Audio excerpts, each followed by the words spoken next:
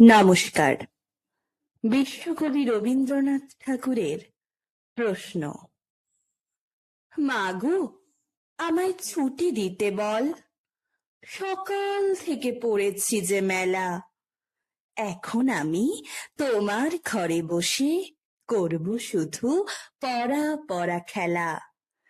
তুমি বলছো দুপুর এখন সবে, না হয় যেন সত্যি হলো তাই। একদিনও কি দুপুর বেলা হলে বিকেল হলো মনে করতে নাই?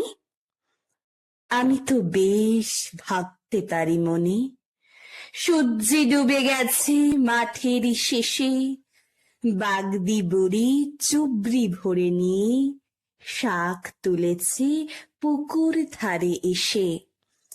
আধার হলো মাদার গাছের তলা, কালি হয়ে এলো দিঘির জল। হাটের থেকে সবাই এলো ফিরে, মাঠের থেকে এলো চাষির দল। মনে করে না উঠল সাঁঝের তারা, মনে করে না সন্ধে হলো যেন। রাতের বেলা দুপুর যদি হয়, দুপুর বেলা রাত হবে না কেন? নমস্কার।